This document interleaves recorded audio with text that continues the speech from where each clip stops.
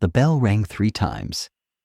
It was 14 minutes past 11 on a damp October night, and the chapel at Blackmere House had been locked for 7 years. Inside the great house, set high above the black water of the tarn that gave the place its name, a woman in mourning lifted her head from her pillow. She did not light a candle. She did not call for help.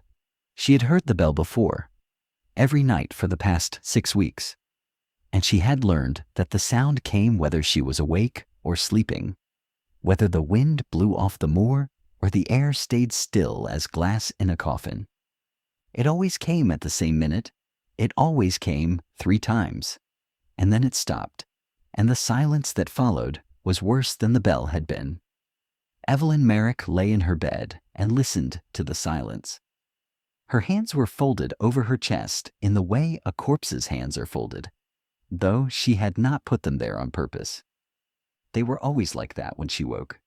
She had begun to wonder in those small hours whether she was already dead, and only the bell could remember it.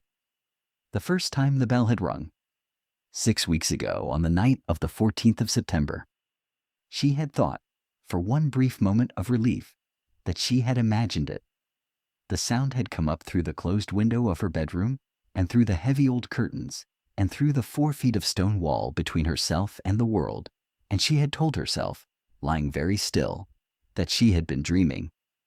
The next morning, the housekeeper had set the breakfast tray down without meeting her eye, and Evelyn had understood in the small lift of Mrs. Hadley's mouth that Mrs. Hadley had heard it too, and that they would not speak of it. They had not spoken of it the second night either, when it came again at the same minute. By the third night, the gardener had heard it. By the end of the week, the boy who looked after the horses was making the sign of the cross when he passed the chapel after dark, and the cook was leaving the kitchen by the front passage so that she would not have to walk past the kitchen window after sunset. And the bell had become, by general silent agreement of the household, the thing that lived at Blackmere now, and was not to be addressed. Below her the house was still. The servants did not stir. The housekeeper, who slept on the floor beneath, had not lit a lamp. Evelyn understood this. The household had agreed, without ever speaking the agreement aloud, that the bell was not to be discussed. To name it was to make it real, and they had a long understanding at Blackmere about what was permitted to be real and what was not. But on that October night, for the first time, Evelyn rose from her bed.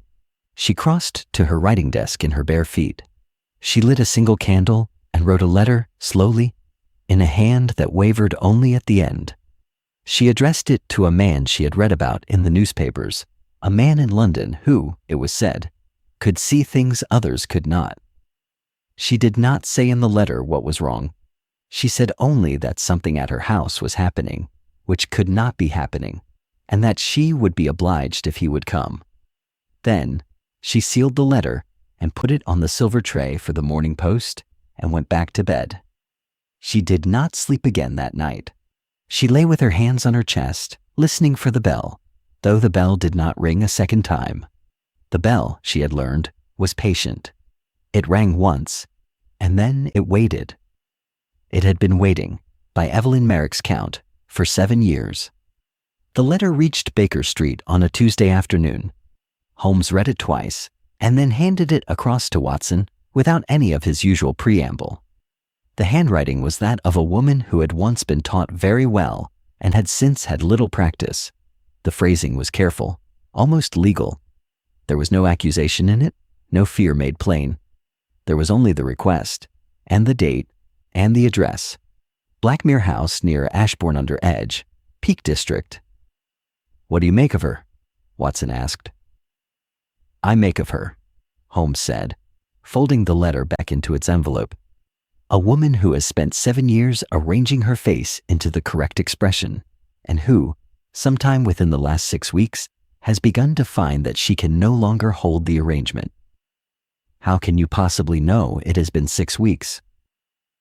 "I cannot, but the letter tells me she has been hearing this bell long enough to have stopped expecting it to stop on its own, and short enough that the strain is recent.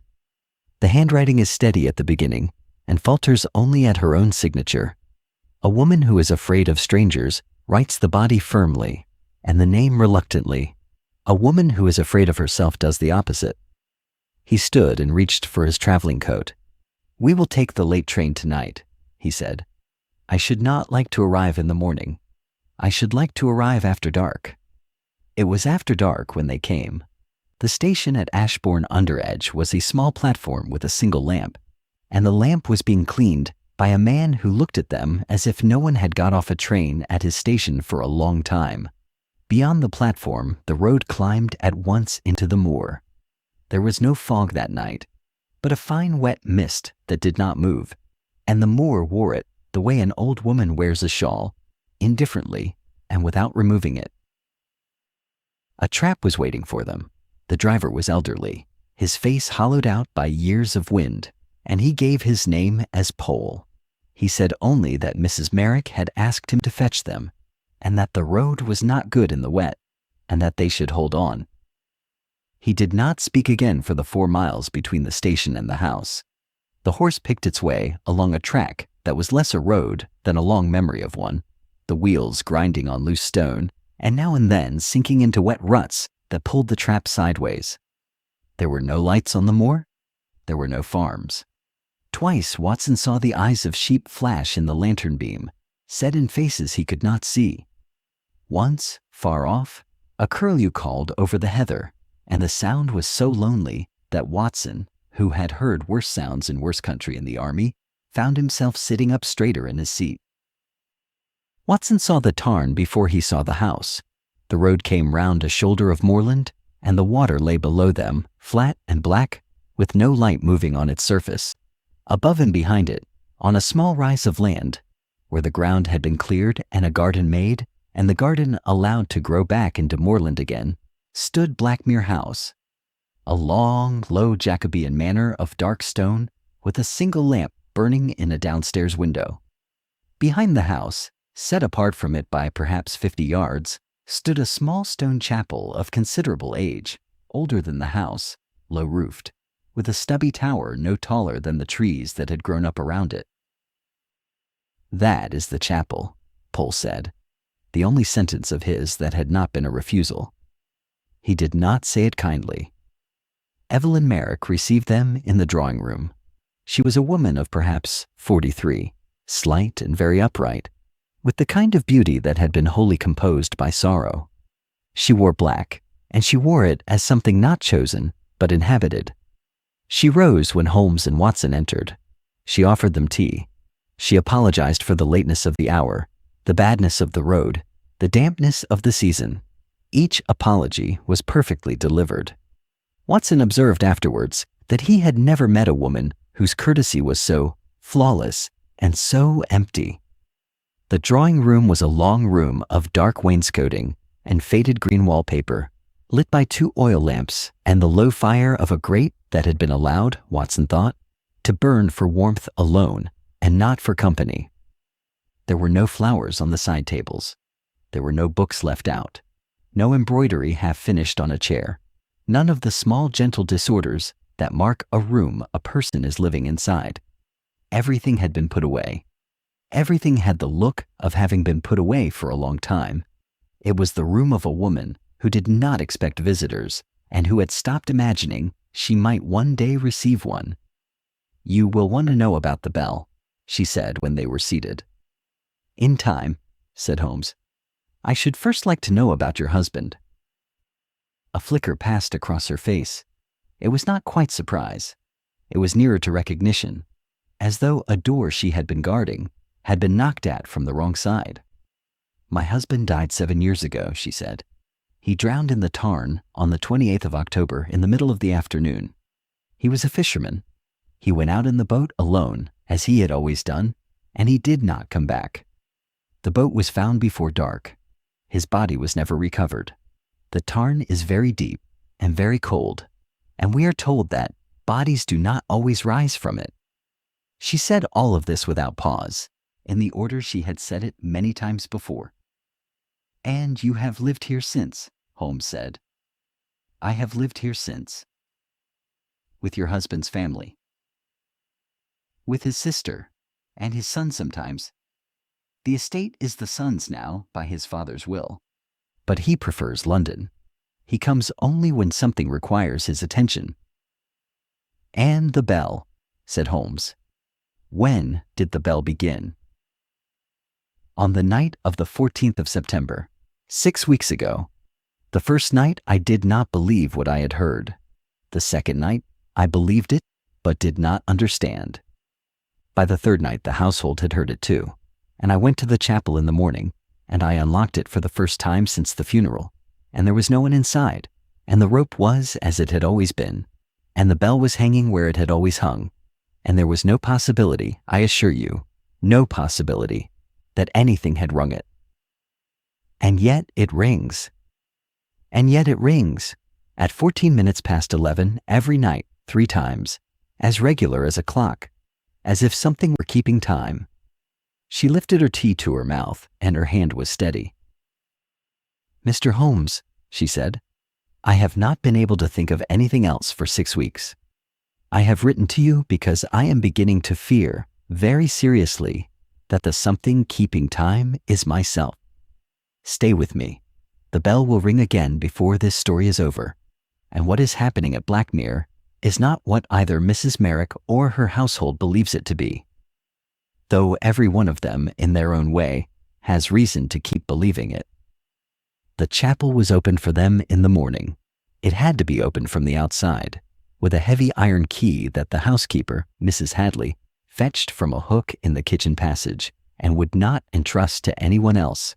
Watson noted that the housekeeper handled the key as if it were both familiar and intolerable. She put it into the lock. She turned it. She drew the door open. She did not step inside. The chapel was small. It had room perhaps for 40 people, and there were 40 places to sit, in dark old pews worn smooth in the middle. The floor was flagged in great irregular slabs of gray stone. At the eastern end stood the altar, a single thick block of stone with a worn linen cloth folded across it. Above the altar, a small window let in the white morning light. The bell rope hung at the western end, beside the door, in a roped-off corner where it dangled down through a hole in the ceiling and disappeared into the bell tower above. The smell of the place was the first thing Watson noticed once he stood inside it. It was the smell of a building that had been closed for a long time, and not the smell of a building that had been closed forever. There was old wood and damp stone, and the faint mineral coldness of the floor, and beneath all of these, very faint, the smell of a candle that had been burning more recently than 7 years. He mentioned this to Holmes quietly. Holmes had already noticed it. Holmes spent more than an hour in the chapel. He examined the rope first. He measured it. He felt the worn places along its length. He took out a glass and inspected the place where the rope passed through the ceiling, where it had rubbed the stone smooth over the centuries. He climbed up into the bell loft with a lantern and stayed there for 20 minutes. He came down dusty and looking thoughtful. "There is no mechanism," he said. "There is no clockwork, no wire, no concealed device. There is no second rope. There is no draft capable of moving the bell. The bell weighs 40 pounds and would require a deliberate pull of some force to ring it. Nothing inanimate is ringing it." "Then what?" Watson asked. "A person is ringing it, every night, from inside this chapel." "But the chapel is locked. Mrs. Hadley keeps the only key." "Mrs. Hadley keeps the only key the household acknowledges," Holmes said. "There may be others." He turned to the housekeeper, who had been standing at the door throughout, and asked her, very civilly, when the lock had last been changed. Mrs. Hadley said that the lock had not been changed in her time. Holmes asked how long that was. Mrs. Hadley said 41 years. "Then there will have been other keys," Holmes said. "Old keys, house keys, likely a dozen of them, scattered through 40 years of stewards and curates and gardeners, and anyone else who had reason to come in here. Any one of them would do. We cannot rely on the lock." Mrs. Hadley said nothing. Watson noticed and noted that her face had not changed, but that her hand on the doorframe had whitened at the knuckles. That afternoon, Maurice Merrick arrived. He had been telegraphed 2 days before, against Evelyn's wishes, by the family solicitor. He came in his own carriage, with his own valet, and he did not stay in the house. He had taken rooms at the inn in the village 4 miles away, and would, he said, dine with them only. He was a tall, narrow young man of perhaps 26, with his father's height and his mother's pallor, and an expression of permanent, mildly bored displeasure. He shook Holmes's hand with a careful absence of warmth. He kissed Evelyn's hand in the same manner. He addressed his Aunt Constance, a thin, watchful woman of 58, who had lived at Blackmere all her life, as if she were a fixture of the house with which he had a long-standing arrangement of polite mutual avoidance. At dinner, he was charming for exactly the length of time that civility required, and not a moment longer. He spoke of the London markets, of the latest play at the Haymarket, of a horse that had cost him too much money. When Holmes asked him about the bell, he laughed. "My dear Mr. Holmes," Maurice said, "I do not believe in the bell. I believe in my stepmother's nerves, and I believe in the suggestibility of servants, and I believe in the kind of country quiet that makes everybody hear things they have not heard. The bell is a story. It has grown in the telling.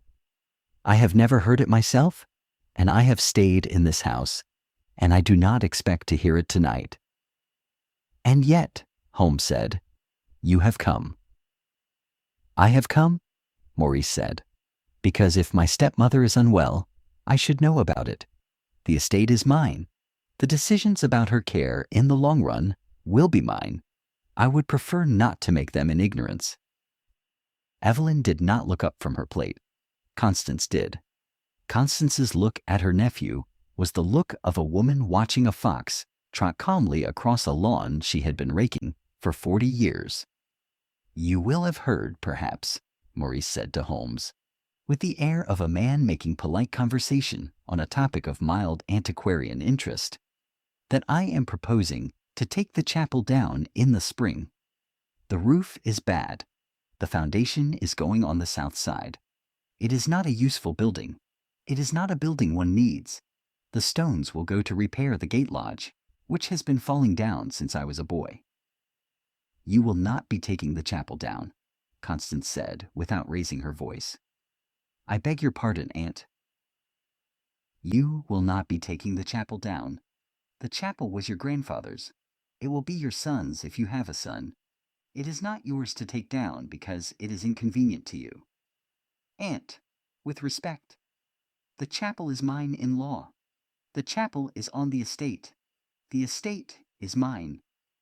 The chapel is on the estate. The estate is yours. The chapel is not yours."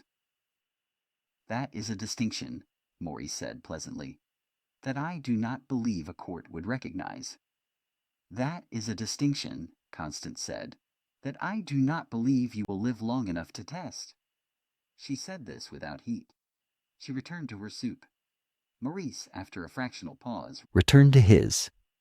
Holmes, who had been watching them both, said nothing at all. After dinner, when Maurice had gone back to his inn, Holmes asked Watson to walk with him in the garden. The mist had thickened.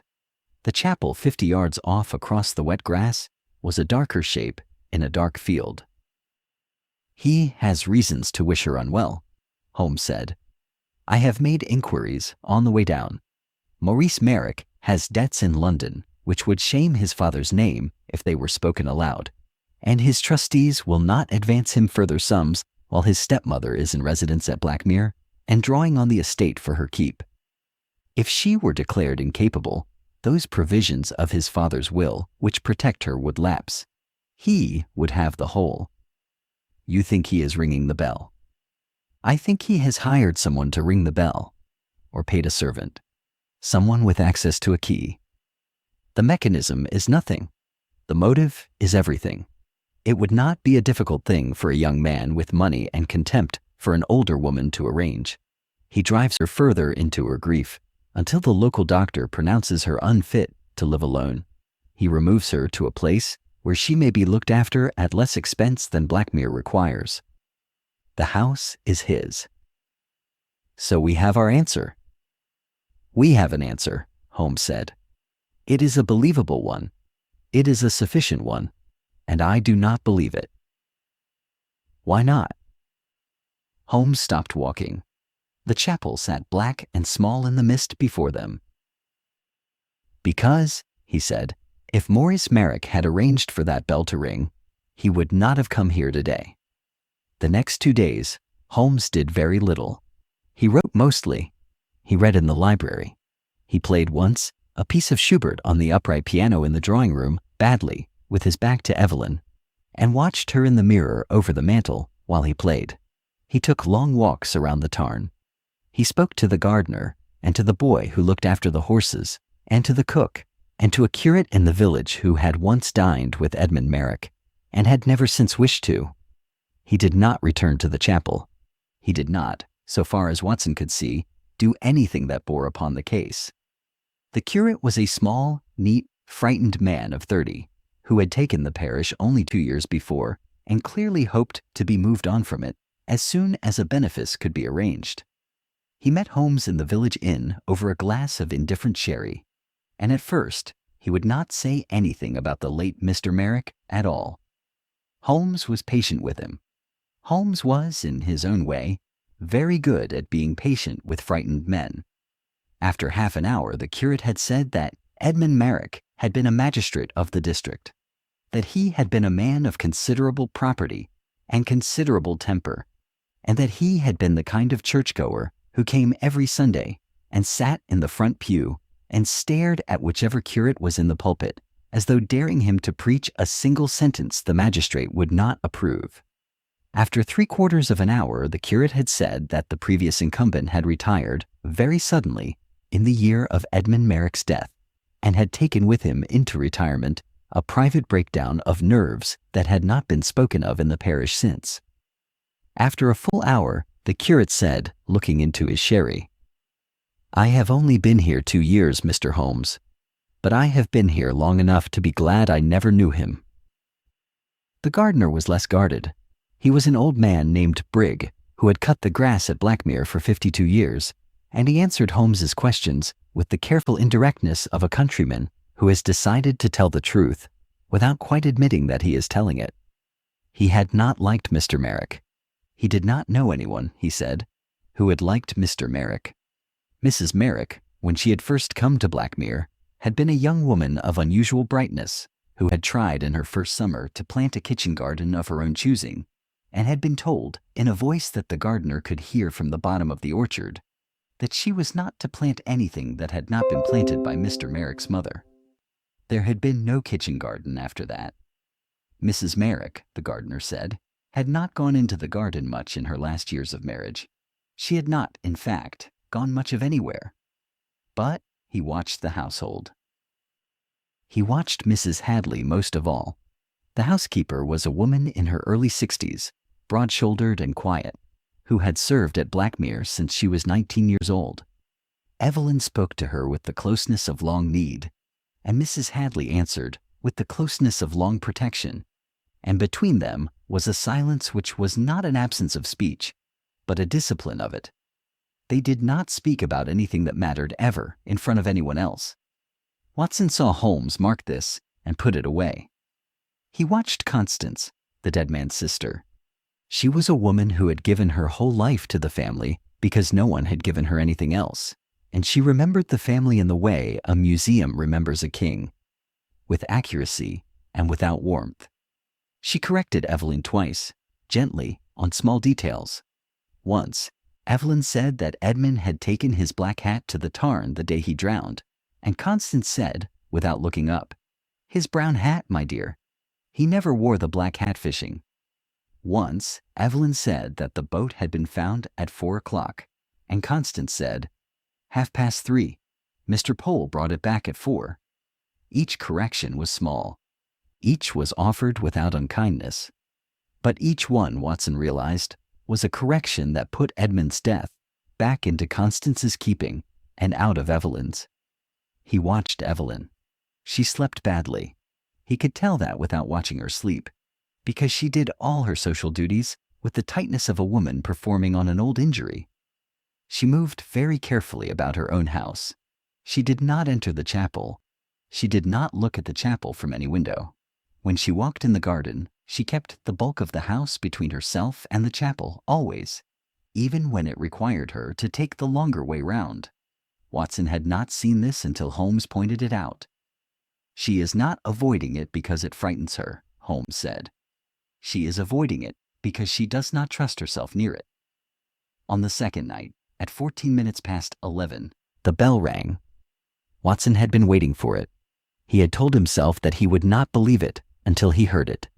He had positioned himself in the library, where the windows looked towards the chapel across the wet lawn, with a lamp burning low and his watch open on the desk. At 10 past 11, Holmes joined him without speaking. At 14 past, the bell rang. 3 single, full, terrible tolls. It was not the sound of a bell rung by accident or by wind. It was the sound of a bell rung by a hand that knew exactly what it was doing and had done it many times before. The intervals between the strokes were even. The strokes themselves were full and unhurried. After the third stroke, the silence came back, and the silence was the silence Evelyn had described. Heavier than the sound had been, almost intolerable, as though the person ringing the bell had finished and was now standing in the chapel, waiting to see if anyone would come. Watson would remember, long afterwards, that what unsettled him most about the sound was not its strangeness, but its restraint. He had heard church bells all his life. He had heard them rung for marriages, and for funerals, and for fires, and for the king's birthday. He had never heard one rung this way. 3 strokes, no more, no fewer, with the full pause of a breath between each, by a hand that had no hurry in it, and no agitation in it, and no theatrical purpose in it. The hand that had rung the bell, he thought, had been ringing it the way a person says a private thing into the dark before going back to sleep. Holmes was already at the window. He did not move towards the chapel. He moved towards the side passage of the house. Watson followed him. They came out through the kitchen door into the wet grass of the kitchen garden, and Holmes did not run, but walked very fast, very quietly, around the western wing of the house, and stopped in the shadow of the laurel hedge. From there he could see the door of the chapel. The chapel door opened. A woman came out. She was barefoot. She wore a long white nightdress and a shawl that had slipped from her shoulders and was trailing in the wet grass behind her. She did not look up. She did not look back. She moved across the lawn with the careful, deliberate step of someone walking down a familiar staircase in the dark, and in her hand she held a heavy iron key. It was Evelyn. She crossed the garden without seeing them. She entered the house through the side door, which she had evidently left unlocked. They heard her bare feet on the kitchen flags. They heard her on the back stairs. They heard, after a long pause, a door close upstairs. They stood in the dark for some time before Holmes spoke. "She does not know," he said. "That she rang it?" "That she rings it. That she has rung it every night for 6 weeks. That she is the bell." "My God!" "Let us go in," Holmes said. "I will not need to wake her. She will not remember any of this in the morning." If you have been listening carefully, you may already feel that something is wrong with the relief this discovery should bring. A sleepwalker is not a haunting. A sleepwalker is, in some sense, an answer, and yet the answer cannot rest where it has fallen. Stay with the story for a moment longer. The bell has not finished saying what it came to say. Holmes did not tell Evelyn that night. He did not tell her in the morning. He told no one in the household at all. He went to his room and sat in the chair by the dying fire until past 3 in the morning, and he was, when Watson found him in the breakfast room at 8, a man who had not slept and had spent the hours rearranging something very carefully in his mind. "You see why I cannot tell her yet," he said when Watson sat down. "You can tell her she is sleepwalking. You can tell her she is the cause. The poor woman has been frightening herself half to death." "She has not been frightening herself. She has been speaking to herself." "There is a difference, and until I know what she is saying, I will not silence her." "You think there is more." "I know there is more. A woman who has been the perfect widow for 7 years does not begin suddenly to walk in her sleep to a locked chapel at the precise minute of her husband's death and ring the bell 3 times. She does not do this without a reason. The reason is in this house. The reason was in this house all along. I have only defined it before she finds it herself, because if she finds it first, I do not know what she will do. At the precise minute of her husband's death, she told us he drowned in the afternoon. She told us he drowned in the afternoon. She did not tell us what time he drowned. The bell rings at 14 minutes past 11 at night. That is not a time chosen at random. That is a time her body remembers. Her body has been ringing it every night for 6 weeks because something in the house has been forcing the memory to the surface. I should like very much to know what. He drank his tea. Watson watched him. I believe I will speak to Mrs. Hadley today, Holmes said. Mrs. Hadley was in the still room. She was bottling damson preserves, and she was doing it with the kind of methodical concentration that a woman in her 60s uses to keep her hands from showing what she feels. Holmes asked very politely if he might speak to her in private. She looked at him for a long moment, and then nodded and led him through the back passage to her own small sitting room, which gave onto the kitchen garden, and closed the door. Watson was not present at this conversation. Holmes told him afterwards what was said, and what was said was very nearly all of it. Mrs. Hadley did not pretend when the door was closed that she had not been waiting for this conversation. She sat down at her small deal table with her hands folded in her lap, and she said in a voice that had been holding itself together for 7 years and was suddenly tired, I have wondered, Mr. Holmes, every day since you arrived, whether you would come to me before I had to go to you. I am glad it has been you. Mr. Merrick did not drown, Holmes said. No, sir, he did not. He died in the chapel.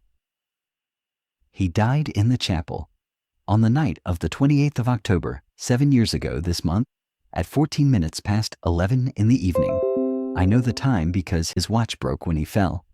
He fell against the corner of the altar. The corner of the altar broke his watch, and then it broke his temple. The watch is in his pocket still. Holmes was quiet for a moment. And he is buried beneath the chapel floor, sir? Beneath the 3rd flagstone from the altar, on the south side. I dug it myself. It took me from midnight until almost dawn. Mrs. Merrick helped me. She was not in any condition to help anyone, but she would not let me do it alone. We went down 4 feet. We laid him in his clothes. We put the watch in his waistcoat pocket, as it was. We put back the flagstone, and we washed the floor, and we cleaned the altar. And at first light, I took his coat and his hat and his fishing creel, and I rowed out into the tarn alone, and I weighted them, and I sank them, and I left the boat to drift, and I walked home along the shore. The boat was found at 3:30 the next afternoon. Dr. Froome certified the death at 6.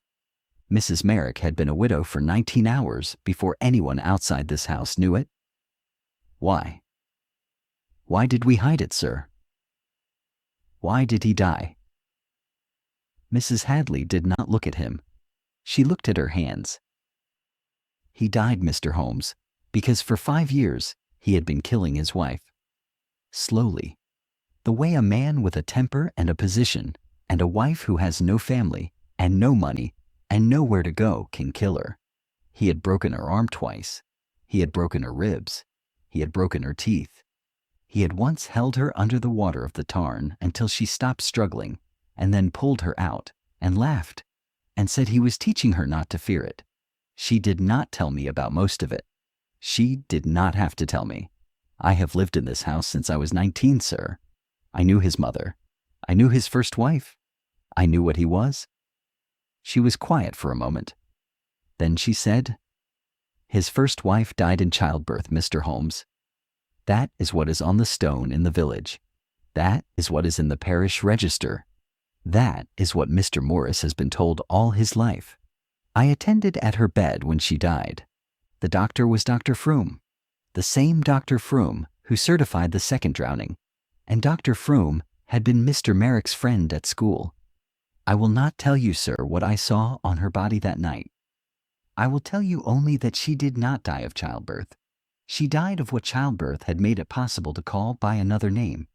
And I have lived with that knowledge, sir, for 28 years in the house of the man who did it, and I have never told anyone, because she had been my mistress, and I had been her maid, and there had been no one else for her, and I had failed her, and I had told myself I would not fail the next one. And then he married Evelyn Catherwood, who was a young woman of 29 when she came to him, and who had no mother and no father and no money, and within 6 months, I knew that I had failed the next one too. What happened that night? He had taken her to the chapel. He had taken her there because he liked, when he was at his worst, to make her pray. He thought it was funny to make her pray. That night she had angered him in some way I never understood and never asked. She had angered him, and he had made her go to the chapel after dinner, and he had locked the door, and I don't know what he was going to do.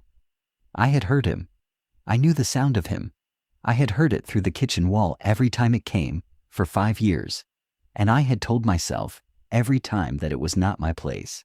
That night, I went out across the lawn with a poker from the kitchen fire, because I had decided, finally, that it was my place. I would rather have hanged for it than go on hearing it. I went into the chapel. He was striking her. She was on the floor. He turned to me and said something I will not repeat, and he came at me, and I struck him with the poker. Once, across the side of the head. He stumbled, and he caught his foot on the kneeler, and he fell against the altar. He did not get up. She was silent for a long time. "It was I who killed him, Mr. Holmes," she said. "Not Mrs. Merrick. Mrs. Merrick has never in her life lifted her hand to anyone, not even him." She sat on the floor of the chapel, with her face against the pew, and she did not move.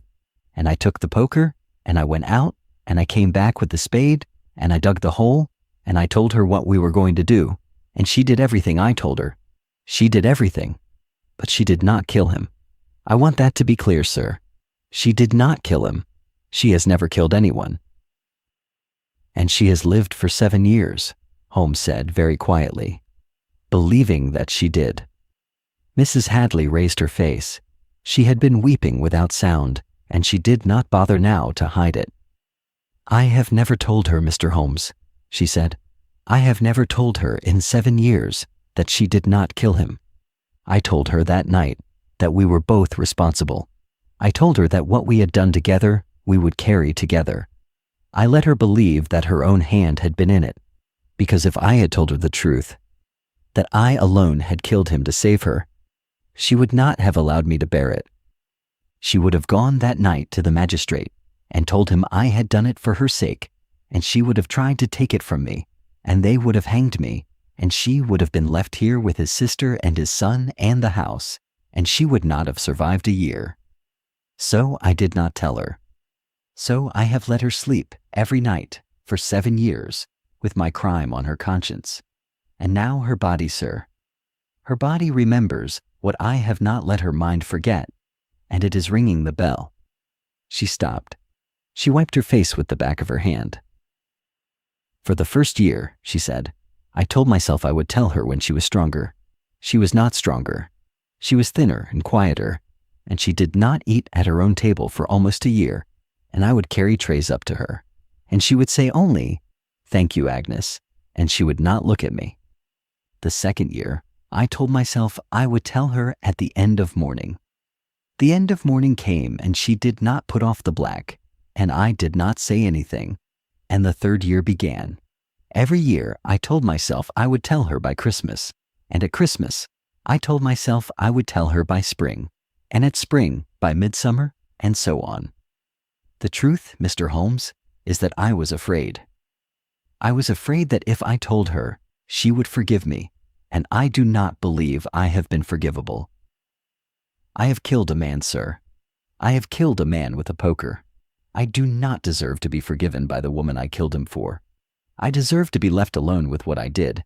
And if she had forgiven me, if she had taken my hand and said, 'Agnes, it is all right,' I should have had nothing left to hold against myself, and I should not have known how to live. So I let her think she had done it, I let her think we had done it together. I let her wear black for a man she should have been dancing on the grave of, and I have stood at her elbow for 7 years, pretending I did not know what I had done. I am tired, Mr. Holmes. I am very tired." She stopped. She wiped her face with the back of her hand again. "I think, Mr. Holmes," she said, "that I have been waiting for someone to come and ring it for me, to Nolwery. Take a breath here. The mystery now stands open at its hinge. And what comes next is not a discovery, but a reckoning. The bell at Blackmere has been calling for 7 years. We are about to answer it. Stay with the story to its end." Holmes did not act on Mrs. Hadley's confession at once. He sat with her for some time longer in her small sitting room, and he asked her questions, and he listened to her answers. And he was, Watson said afterwards, more gentle in that conversation than Watson had ever known him to be. He asked her about the night. He asked her about the years before the night. He asked her about Evelyn, about her marriage, her people, whether she had ever spoken to anyone else about what was happening to her. Mrs. Hadley answered each question fully. She was not, Holmes saw, a woman who had told a single lie since the night she had carried her master's body across the chapel floor. She had merely told no one the truth. Then he asked her one further question. "Mrs. Hadley, why has the bell begun to ring now? Why 6 weeks ago and not in the 7 years before?" Mrs. Hadley sat very still. "I do not know, sir." "I think you do." She closed her eyes. "Mr. Maurice," she said. "6 weeks ago Mr. Maurice came down with the surveyor. He stood in the chapel for an hour, and he walked the walls and he tapped the floor with his stick. He said the chapel was wet, and the roof was bad, and the foundation was sinking on the south side, and he was going to have it down by the spring. He said it to me directly, so I would prepare Mrs. Merrick. He said the stones would be useful for the new gate lodge. He said the floor would have to come up first. And he said this on the south side of the chapel. He stood, sir, on the 3rd flagstone from the altar. He stood on it for some minutes. He did not know. He was tapping it with his stick because it was cracked along the corner where I had bedded it back in 7 years ago. He was tapping it because he thought it would have to be replaced, he said, and Mrs. Merrick was told. I told her that night. I told her what the survey had said in the drawing room after dinner. She did not say anything. She went up to bed. The bell rang for the first time at 14 minutes past 11 that same night. Holmes was silent. "That same night," he said. "That same night, sir, and every night since." He thanked her. He stood. He went to the door. With his hand on the latch, he turned back. "Mrs. Hadley," he said, "you are not going to hang. I will not let you hang. But you are going to have to tell her. Tonight, before the bell rings. She has a right to know what she has been carrying. She has a right to know what she has not done." Mrs. Hadley looked at him. "I have not had the courage, sir," she said, "in 7 years. "You will have it tonight," Holmes said, "because I will be there with you." That afternoon, while the household believed Holmes to be writing letters in the library, he took Watson and a lantern and the chapel key, and he opened the chapel, and he closed the door behind them, and he took up the 3rd flagstone on the south side of the altar. It was cracked, as Mrs. Hadley had said. It came up easily. The earth beneath it was soft and freshly settled, not from 7 years before, but from the small subsidence of the building over the last year, a thing the surveyor had noticed and Edmund Merrick's body had quietly produced. They did not dig deep. Holmes wanted only to confirm, and to confirm did not require disturbance. 2 feet down, his small spade struck the bone button of a coat. He brushed away the earth with his hand. He saw the brown wool of a fisherman's jacket, the tarnished silver chain of a watch across the breast, the curve of a sleeve. He did not uncover the face. He drew the watch out by the chain. He opened it. The hands had stopped at 14 minutes past 11. He closed the watch. He laid it back. He covered the coat. He set the flagstone back into its place. He smoothed the dust over the crack. He took Watson by the elbow and led him out of the chapel and locked the door, and he said nothing at all until they were back in the wet grass of the lawn. "He has been there all the time," Watson said. "He has been there all the time," Holmes said. "And every night for the last 6 weeks, his wife has come out to him and rung a bell over his grave. 3 times. The number of times she heard him cry out before he fell. Her conscious mind built the drowning. Her sleeping mind was not in attendance. Her sleeping mind has never accepted the story. It has been keeping a watch over the body. It has been telling the truth every night, in the only way it was permitted to tell it. And 6 weeks ago, when she was told the body was about to be exhumed by accident, by a stepson who would do it for the price of a flagstone, her sleeping mind decided that it would rather she be the one to find it first." The bell was not a haunting.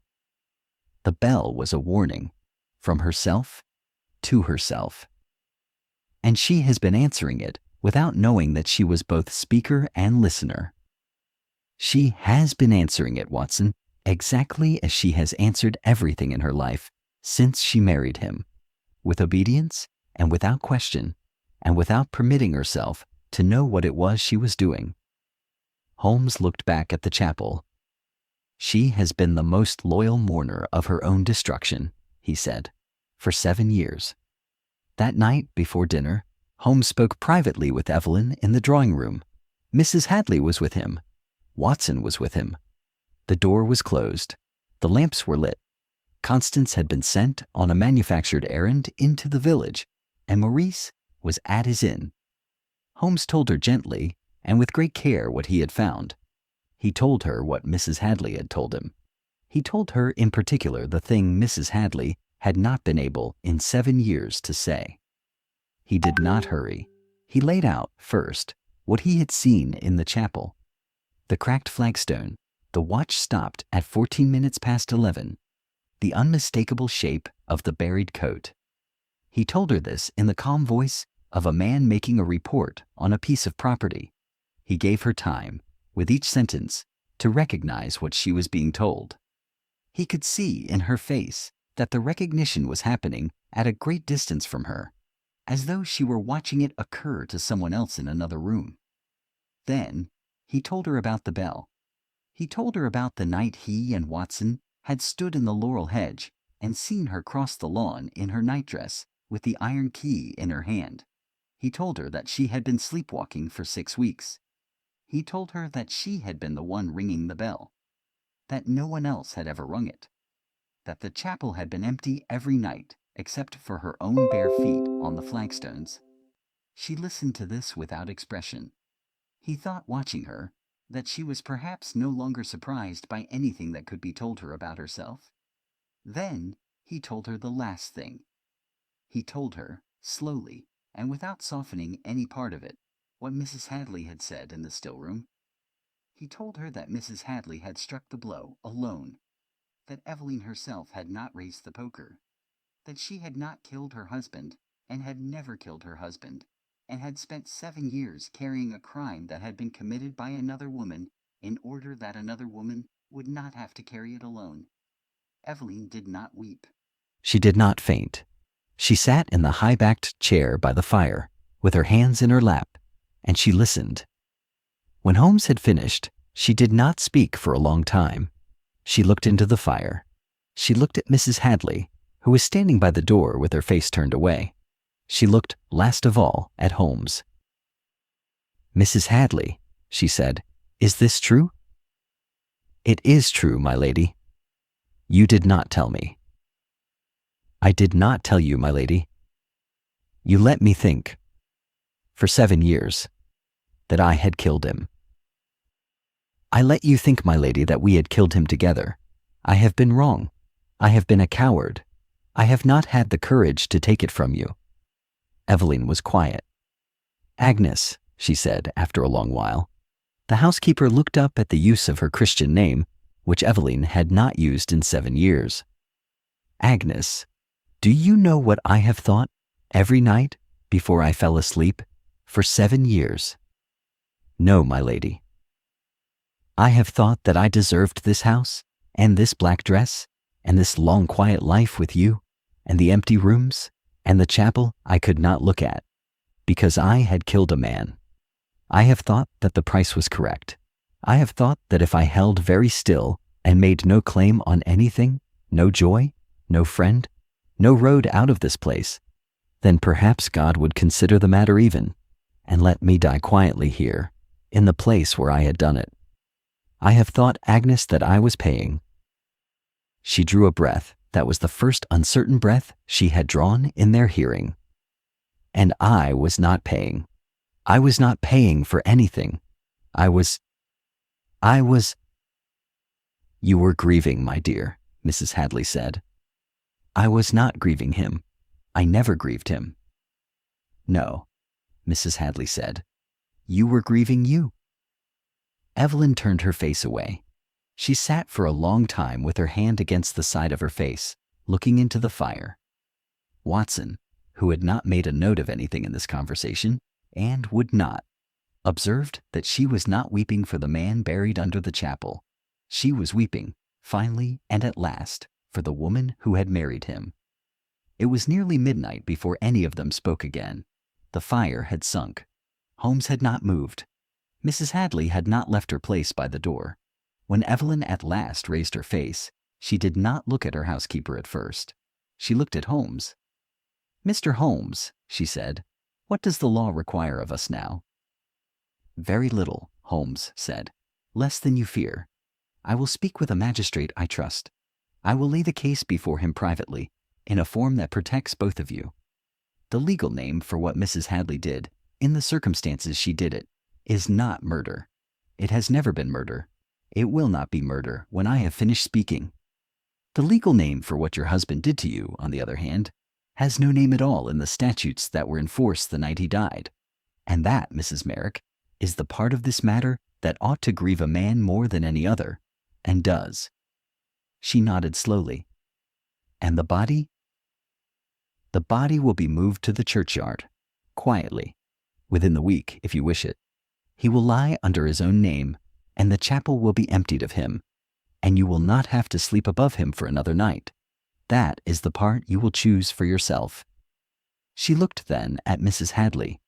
The two women looked at one another across the long room, in the way two people look who have lived together for 30 years and have just discovered, in the same hour, that they have been protecting each other from the same lie. Evelyn rose. She crossed the carpet. She took the housekeeper's hands. "Agnes," she said, "forgive me." "My lady, it is not for you to ask." "Forgive me," Evelyn said, "for letting you carry it alone."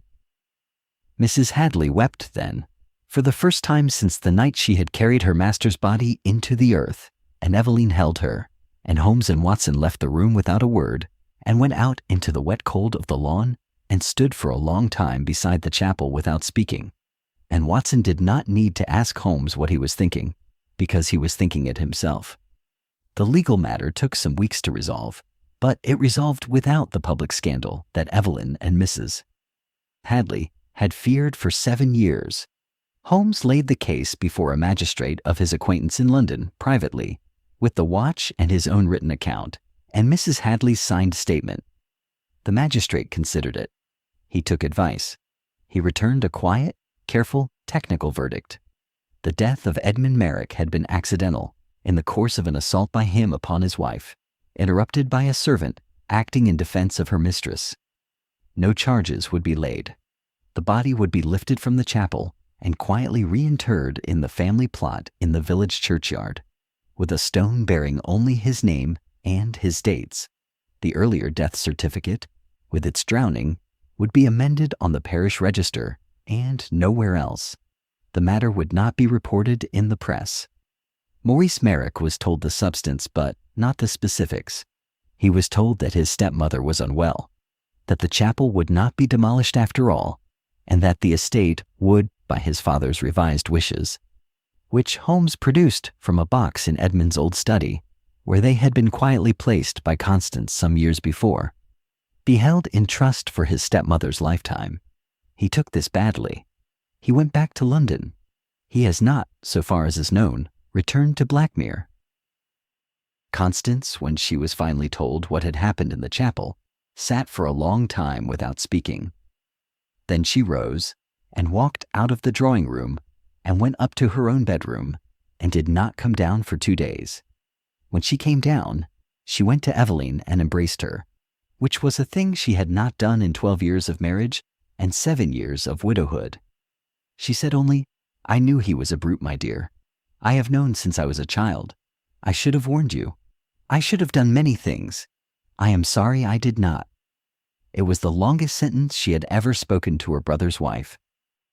Mrs. Hadley remained at Blackmere. Evelyn would not allow her to leave, and she, for her part, would not have known where to go. Evelyn herself did not stay.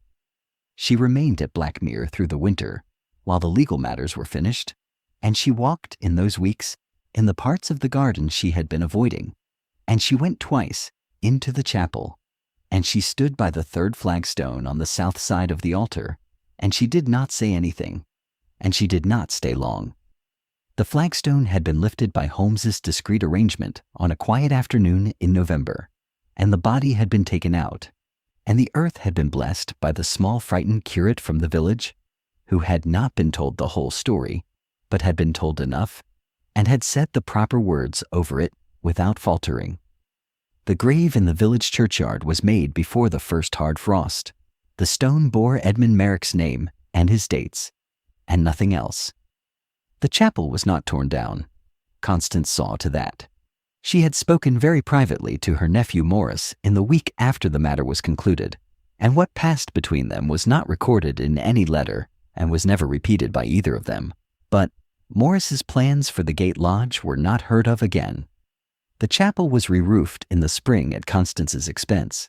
She had been quietly putting money aside for it, it appeared, for some years. Evelyn, in those winter months, began to do small things she had not done in 12 years. She read.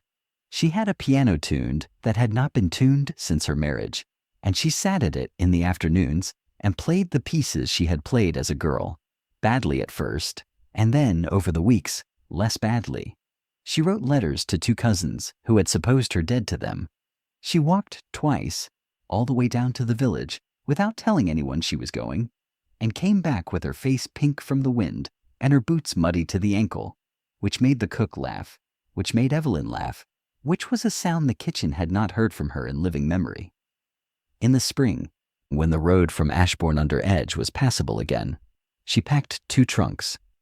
She took with her the writing desk at which she had written to Holmes, and the books that had been her own before her marriage, and a single photograph of her mother. She left everything else. She left Blackmere on a morning of clear, bright April light, with the moor green beyond the tarn, and a breeze moving on the water for the first time in any October Watson could remember. Pole drove her down to the station. Mrs. Hadley stood at the door of the house and did not weep. Evelyn kissed her on the cheek and held her hands for a long moment, and then got into the trap, and Pole drove her away. She went to Italy. She went specifically to a small town on the coast above Genoa, where her mother had once spent a single happy summer as a young woman. She had never been abroad in her life. She was 43 years old. She wrote twice a year to Mrs. Hadley, and once a year to Holmes, in a clear, firm hand that Watson, when he was shown the letters, did not at first recognize as the same hand that had written from Blackmere on the October night when this had begun. Her letters were not long.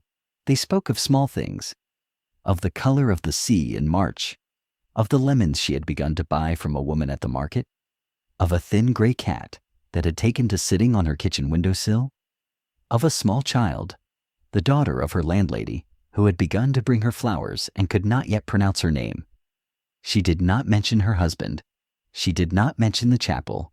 She did not mention the bell. The bell at Blackmere did not ring again. Holmes spoke of the case only once, some months afterwards, on a wet evening in Baker Street, when the fire was low and Watson had asked him idly whether he counted it among his successes. Holmes was a long time answering. "I do not know what I count it, Watson," he said.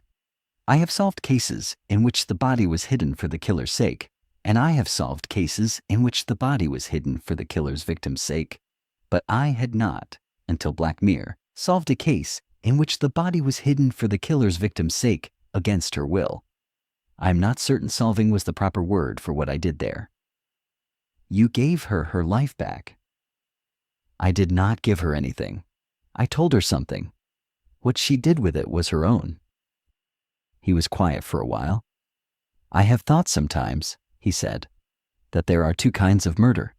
There is the murder that ends a life, and there is the murder that prolongs one, that keeps a person alive in a house, in a black dress, in a marriage that has outlasted death itself, for the convenience of those who would rather not consider what was done to her. Edmund Merrick committed the second kind every day for 5 years.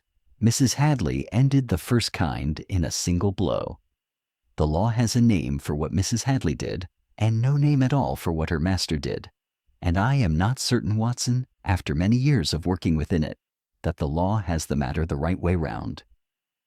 He turned the empty pipe in his fingers. The bell at Blackmere, he said, was the only honest voice in that house. It rang for 7 years before anyone there could hear it, and it rang from the throat of the only person who had any right to ring it. And she did not know that she was ringing it, because she had been taught by every person and every institution that had ever had charge of her, that her own voice was the one voice she was not permitted to use. When at last she used it, she had to use it asleep. I do not know, Watson, how many other bells of that sort are ringing all over England, in chapels we have not been called to. I think there are a great many. I think most of them will go on ringing every night at 14 minutes past 11 until the houses they ring in fall down. He set down the pipe. It is a sobering thought, he said, for a man who believes he has spent his life solving things. Outside in the wet street, the gas lamps shone on the cobbles. Inside, the fire had almost gone out. Watson did not answer. There was no answer to be given. He sat with his friend in the small warm room above the noise of London, and he thought of the woman in the small Italian town above Genoa who that very evening was perhaps walking out along a lane of olive trees into the smell of the sea, in a dress that was not black, with her own face in the late light, hearing nothing at all in her chest but the slow, easy sound of a person who has finally been told the truth about what she did and did not do. The bell, somewhere inside her, had rung for the last time. It would not ring again.